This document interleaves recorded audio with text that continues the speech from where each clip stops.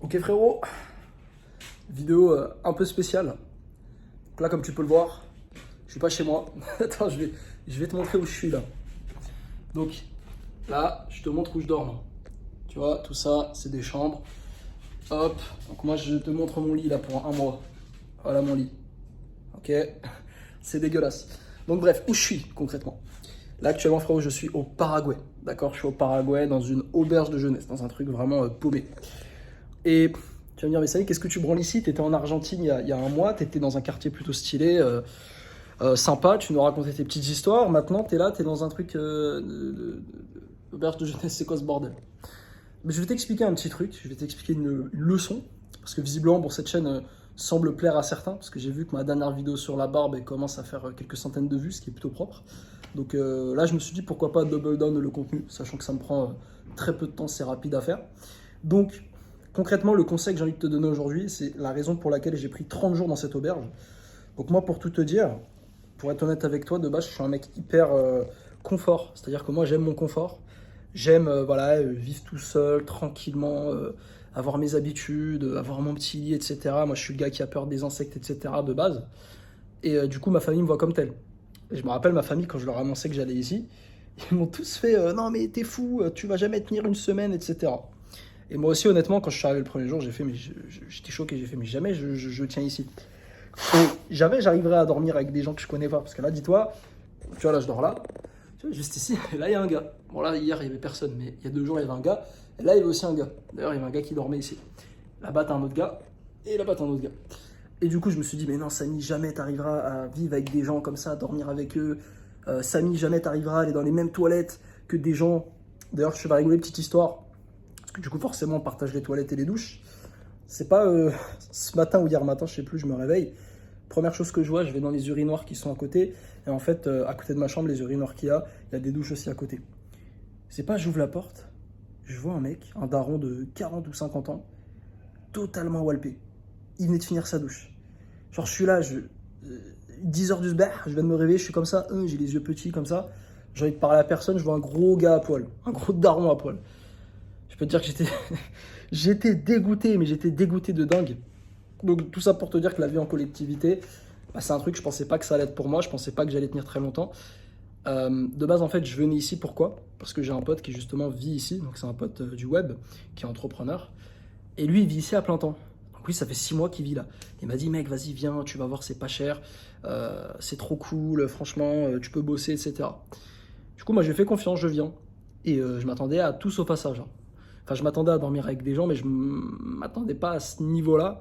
Notamment, je m'attendais pas à dormir sur des palettes, en fait. Moi, je pensais que j'allais dormir dans des lits superposés, mais en fait, le gars, il avait plus de lit. Du coup, il m'a fait dormir là. Puis d'ailleurs, moi, j'étais comment ça s'appelle? J'étais le premier test de ce gars à dormir ici. Ok, donc j'étais le premier gars à dormir ici sur les palettes. Et vu qu'il a vu que ça fonctionnait bien, que j'avais bien dormi, bah, il a juste ramené d'autres personnes, il a ouvert les lits, il les a fait payer. Donc, il est très malin, le gérant. Mais du coup, voilà, tout ça pour te dire que de base, je viens ici, je me dis, bon, je vais rester quelques jours et puis je me barre. Le problème, c'est que je regarde les Airbnb et je vois quoi? Je vois que il y a rien en fait. Il y a plus rien. Genre là, c'est vide, vraiment. Parce qu'en fait, il y a très peu d'offres dans ce pays-là, au Paraguay. Il y a très peu d'offres au niveau des Airbnb. Et bah, d'ailleurs, en parlant du pote, il est là. Je suis en train de tourner une vidéo, c'est pour ça. Ah ouais, là, en ce moment même? Ouais, là, je fais une vidéo. D'accord, ok. C'est pour la chaîne Unfiltered, sans cut en fait. Je la poste comme ça, bruit de décoffrage. D'accord. Bah bonjour. Ouais. Je te filme ou Ça ira. on est vite? Ok, donc c'était le pote dont je vous parlais. Et du coup, j'en étais. De base, je me dis, vas-y, je vais rester 3 jours et tout. Mais en fait, comme je t'ai dit, je me fais niquer. Tous les Airbnb sont pris à 100%. Et du coup, en fait, je me rends compte, ok, bah Samy, tu vas devoir rester 30 jours ici. Et du coup, au début, bon, les 2 premiers jours, j'étais un peu en mode, putain, comment je vais faire? Et puis, c'est pas au bout du 3e jour. Là, je crois, on est au 3e jour. En fait, j'en ai plus rien à foutre. J'en ai plus rien à foutre parce que il y a 2 choses. Première chose, ça s'appelle la zone d'inconfort.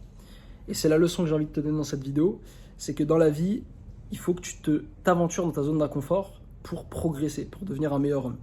Et là, c'est ce qui se passe. Je suis dans ma zone d'inconfort. Je suis dans un lieu que je connais pas, des gens que je connais pas, ça parle espagnol, etc. Je dors pas dans mon lit double place, 5 étoiles, etc. Du coup, c'est de l'inconfort. Mais ça me fait grandir. Parce que j'ai appris, ok, Samy, bah, T'es pas ce gars-là que tu pensais être, qui a besoin de son confort. Tu peux très bien te débrouiller dans ces environnements-là. Et la deuxième leçon, c'est un truc qui s'appelle l'adaptation hédonique. En gros, c'est un terme un peu barbare qui veut dire que peu importe les choses que va subir l'être humain, il va s'adapter à ces choses. Ça te va si je ferme la porte? Ouais. Vas-y, éviter les insectes. Et du coup, L'inconfort, mec. hein? L'inconfort. Non, l'inconfort, il a des limites, l'inconfort. Là. Les moustiques, c'est bon. J'ai déjà vu les piqûres. Et en gros, le concept de l'adaptation hédonique, c'est que peu importe les choses que va subir l'être humain, il va s'habituer. En fait, ça, je l'ai appris dans le livre de Viktor Frankl qui s'appelle... Putain, comment il s'appelait? Le livre de Viktor Frankl. C'est pas de la vie heureuse, non? Man's Search for Meaning, un truc comme ça. Ouais, en anglais, Man's Search for Meaning. Un sens à sa vie. Ouais, En français. La logothérapie en français. La logothérapie, un sens à sa vie. Ouais. En fait, c'est ce livre que j'ai lu et du coup, dedans, il expliquait un peu dans les camps de concentration parce qu'il en faisait partie. Et il expliquait que lui, en fait, concrètement, il s'était habitué à la vie dans les camps de concentration. Le gars, il dormait sur de la paille, c'était sale, etc.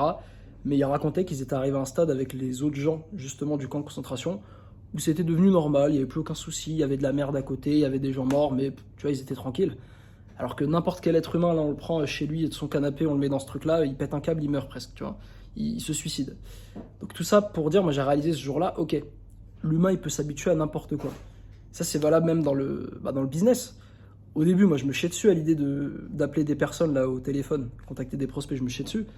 Aujourd'hui, je passe un call à un gars, je m'en fous, tu vois.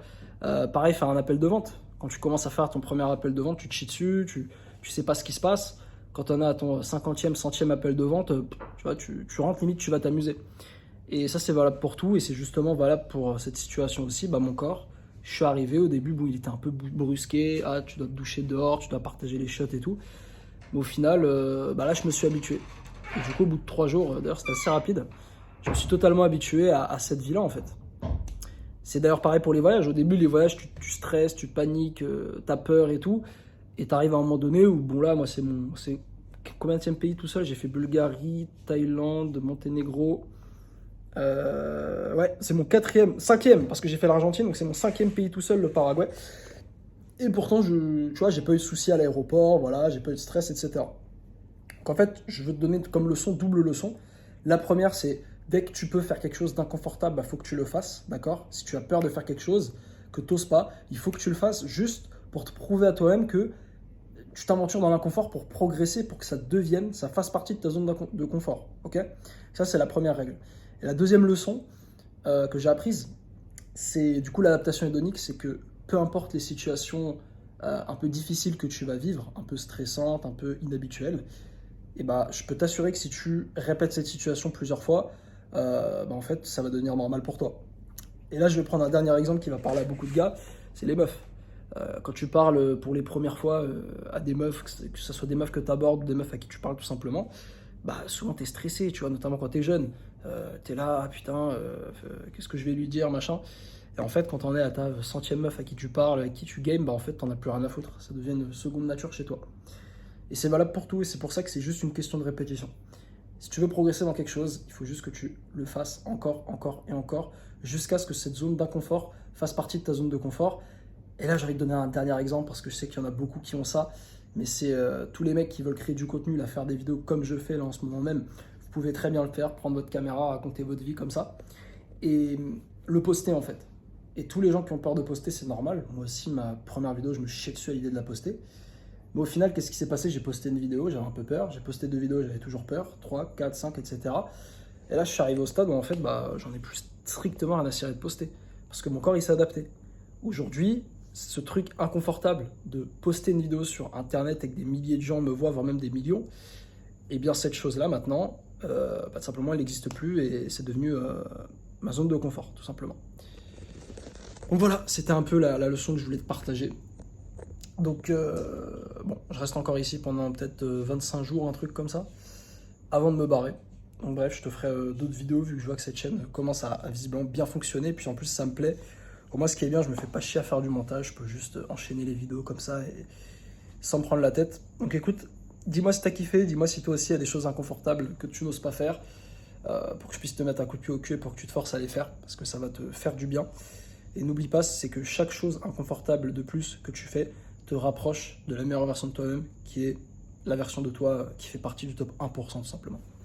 Sur ce frérot, je vais te souhaiter une bonne nuit et on se dit à la prochaine.